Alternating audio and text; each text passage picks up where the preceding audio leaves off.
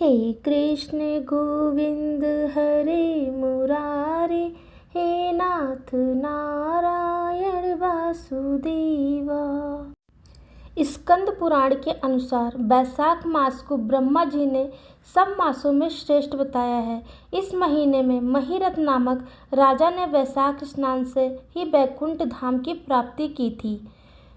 पुराणों में इस मास को जप तप दान का महीना कहा गया है। वैशाख मास के प्रारंभ होते ही तपिश का वातावरण तैयार हो जाता है, इसीलिए धार्मिक दृष्टिकोण से इस माह विशेष में वरुण देवता का विशेष महत्व है। जैसे कार्तिक मास, अगहन मास, इन सब में से भी सबसे महत्वपूर्ण मास वैशाख मास है। इसीलिए आप लोगों से विनम्र निवेदन है कि कथा को आप पूरा सुनिए और इसके बारे में जानिए प्लीज़। यमराज कहते हैं, ब्राह्मण पूर्व काल की बात है कि महिरथ नाम से विख्यात एक राजा थे। उन्हें अपने पूर्व जन्म के पुण्यों के फलस्वरूप प्रचुर ऐश्वर्य और संपत्ति प्राप्त हुई थी, परंतु राजा राज्य लक्ष्मी का सारा भार मंत्री पर रखकर स्वयं विषय भोग में आसक्त हो रहे थे। वे न प्रजा की ओर दृष्टि डालते थे, न ही धन की ओर। धर्म और अर्थ का काम भी कभी नहीं देखते थे। उनकी वाणी तथा उनका मन कामनियों की कीड़ा में ही आसक्त था। राजा के पुरोहित का नाम कश्यप था। जब राजा को विषयों में रमते हुए बहुत दिन व्यतीत हो गए, तब पुरोहित ने मन में विचार किया, जो गुरु मोहवश राजा को अधर्म से नहीं रोकता, वह भी उसके पाप का भागी होता है। यदि समझाने पर भी राजा अपने पुरोहित के वचनों की अवहेलना करता है तो पुरोहित निर्दोष हो जाता है। उस दशा में राजा ही सारे दोषों का भागी होता है। यह सोचकर उन्होंने राजा से धर्मानुकूल वचन कहा। कश्यप बोले, राजन, मैं तुम्हारा गुरु हूँ, अतः धर्म और अर्थ से युक्त मेरे वचनों को सुनो। राजा के लिए यही सबसे बड़ा धर्म है कि वह गुरु की आज्ञा में रहे। गुरु की आज्ञा का आंशिक पालन भी राजाओं की आयु, लक्ष्मी तथा शौख्य को बढ़ाने वाला है। तुमने दान के द्वारा कभी ब्राह्मणों को तृप्त नहीं किया, भगवान श्री विष्णु की आराधना नहीं की, कोई व्रत तपस्या तथा तीर्थ भी नहीं किया। महाराज, कितने खेद की बात है कि तुमने काम के अधीन होकर कभी भगवान के नाम का स्मरण नहीं किया। अब लाओं की संगति में पड़कर विद्वानों की संगति नहीं की। जिसका मन स्त्रियों ने हर लिया, उसे अपनी विद्या, तपस्या, त्याग, नीति तथा विवेकशील चित्त से क्या लाभ हुआ। एकमात्र धर्म ही सबसे महान और श्रेष्ठ है, जो मृत्यु के बाद भी साथ जाता है। शरीर के उपभोग में आने वाली अन्य जितनी वस्तुएं हैं, वे सब यही नष्ट हो जाती हैं। धर्म की सहायता से ही मनुष्य दुर्गति से पार होता है। राजेंद्र, क्या तुम नहीं जानते, मनुष्य के जीवन का विलास जल की उथला तरंगों के समान चंचल एवं अनित्य है। जिनके लिए विनय की पगड़ी और मुकुट है, सत्य और धर्म की कुंडल है तथा त्याग ही कंगन है, उन्हें जड़ आभूषणों की क्या आवश्यकता। मनुष्य के निर्जीव शरीर को ठेले और कांट के समान पृथ्वी पर फेंक उसके बांधो मुंह फेर कर चल देते हैं। केवल धर्म ही उसके पीछे पीछे जाता है। सब कुछ जा रहा है, आयु प्रतिदिन क्षीण हो रही है तथा यह जीवन भी लुप्त होता जा रहा है। ऐसी अवस्था में तुम उठकर भागते क्यों नहीं। स्त्री, पुत्र आदि कुटुंब, शरीर तथा द्रव्य संग्रह, ये सब पराये हैं, अनित्य हैं, किंतु पुण्य और पाप अपने हैं। जब एक दिन सब कुछ छोड़कर तुम्हें विश्वस्ता पूर्वक जाना ही है, तो तुम अनर्थ में फंसकर अपने धर्म का अनुष्ठान क्यों नहीं करते। मरने के बाद उस दुर्गम पथ पर अकेले कैसे जा सकोगे, जहाँ न ठहरने के लिए स्थान है, न खाने योग्य अन्न, न पानी, न राह खर्च और न राह बताने वाला कोई गुरु ही है। यहाँ से प्रस्थान करने के बाद तुम्हारे पीछे कुछ भी नहीं जाएगा, केवल पाप और पुण्य जाते समय तुम्हारे पीछे पीछे जाएंगे। अतः अब तुम आलस्य छोड़कर वेदों तथा स्मृतियों में बताए हुए देश और कुल के अनुरूप हितकारक कर्म का अनुष्ठान करो। धर्म मूलक सदाचारक सेवन करो। अर्थ और काम भी यदि धर्म से रहित हो तो उनका परित्याग कर देना चाहिए। दिन रात इंद्रिय विजय रूपी योग का अनुष्ठान करना चाहिए, क्योंकि जितेंद्रिय राजा ही प्रजा को अपने वश में रख सकता है। लक्ष्मी अत्यंत प्रगल्भ रमणी के कटाक्ष के समान चंचल होती है। विनय रूपी गुण धारण करने से ही वह राजाओं के पास दीर्घ काल तक ठहरती है। जो अत्यंत कामी और घमंडी है, जिनका सारा कार्य बिना विचारे ही होता है, उन मूढ़ चेता राजाओं की संपत्ति उनकी आयु के साथ ही नष्ट हो जाती है। व्यसन और मृत्यु, इनमें व्यसन को ही कष्टदायक बताया गया है। व्यसन में पड़े हुए राजा की अधोगति होती है, और जो व्यसन से दूर रहते हैं वह स्वर्गलोक में जाता है। व्यसन और दुख विशेषतः काम से ही उत्पन्न होते हैं, अतः काम का परित्याग करो। पापों में फंस जाने पर वैभव एवं भोग स्थिर नहीं रहते, वे शीघ्र ही नष्ट हो जाते हैं। चलते, रुकते, जागते और सोते समय जिसका चित्त विचार में संलग्न नहीं रहता, वह जीते जी भी मरे हुए के ही तुल्य है।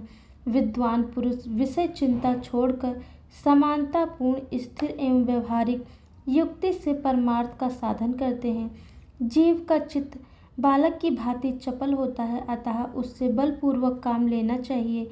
राजन, धर्म के तत्वदर्शी वृद्ध पुरुषों की बुद्धि का संहार ले पराबुद्धि के द्वारा अपने कुपथगामी चित्त को वश में करना चाहिए। लौकिक धर्म, मित्र, भाई, बंधु तथा पैरों का चलना, देशांतर में जाना, शरीर से कलेश उठाना तथा तीर्थ के लिए यत्न करना, यदि कोई भी परम पद की प्राप्ति में सहायता नहीं कर सकते।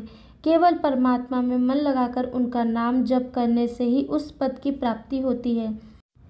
इसीलिए राजन, विद्वान पुरुषों को उचित है कि वह विषयों में प्रवृत्त हुए चित्त को रोकने के लिए यत्न करे। यत्न से वह अवश्य ही वश में हो जाता है।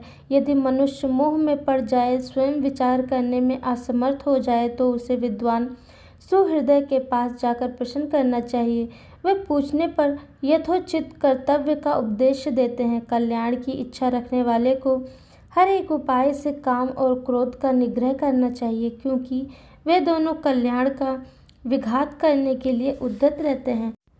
राजन, काम बड़ा बलवान है, वह शरीर के भीतर रहने वाला महान शत्रु है। श्रेय की अभिलाषा रखने वाले पुरुषों को उसके अधीन नहीं होना चाहिए, अतः विधि पूर्वक पालन किए हुए धर्म ही सबसे श्रेष्ठ है। इसीलिए तुम धैर्य धारण करके धर्म का ही आचरण करो।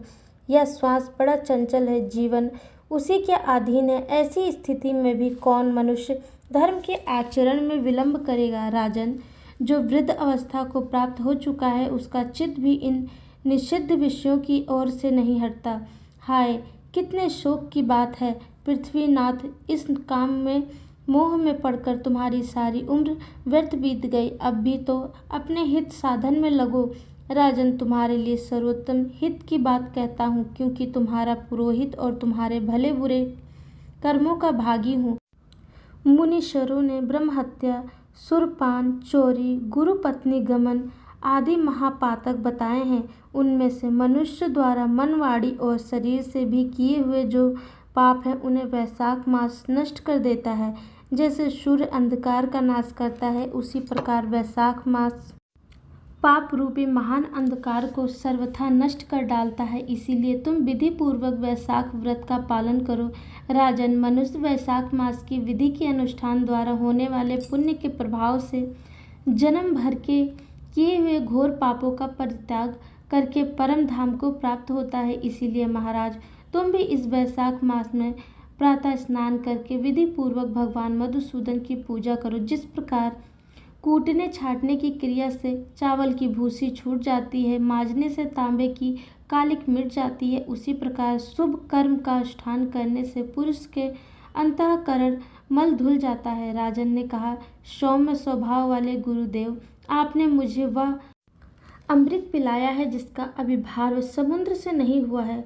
आपका वचन संसार रूपी रोग का निवारण तथा दुर्विषाणों से मुक्त करने वाला द्रव्य भिन्न औषध है। आपने कृपा करके मुझे आज इस औषध का पान कराया है। विप्रवर सत्य पुरुषों का समागम मनुष्य को हर्ष प्रदान करने वाली, उनके पापों को दूर भगाने वाली तथा जरा मृत्यु का अपहरण करने वाली संजीवनी बूटी है। इस पृथ्वी पर जो जो मनोरथ दुर्लभ माने गए हैं, वे सब यहाँ साधु पुरुषों के सत्संग से प्राप्त होते हैं। जो पापों का अपहरण करने वाले सत्संगी गंगा में स्नान कर चुका है, उसे दान, तीर्थ, सेवन, तपस्या तथा यज्ञ करने की क्या आवश्यकता है प्रभु? आज के पहले मेरे मन में जो जो भाव उठते हैं वे सब केवल काम सुख के प्रति लोभ उत्पन्न करने वाले थे, परंतु आज आपके दर्शन से तथा वचन सुनने से उनमें विपरीत भाव आ गया है।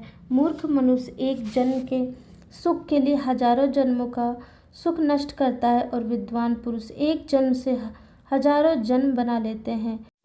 हाय हाय, कितने खेद की बात है कि मुझ मूर्ख ने अपने मन को सदा काम जनित रस के आस्वादन सुख में ही फंसाए रखने के कारण कभी कुछ भी आत्म कल्याण का कार्य नहीं किया। अहो, मेरे मन का कैसा मोह है जिससे मैंने स्त्रियों के फेरे में पड़कर अपने आत्मा को घोर विपत्ति में डाल दिया, जिसका भविष्य अत्यंत दुखमय है तथा जिससे पार पाना बहुत कठिन है। भगवान अपने स्वतः संतुष्ट होकर अपनी वाणी से आज मुझे मेरी स्थिति का बोध करा दिया।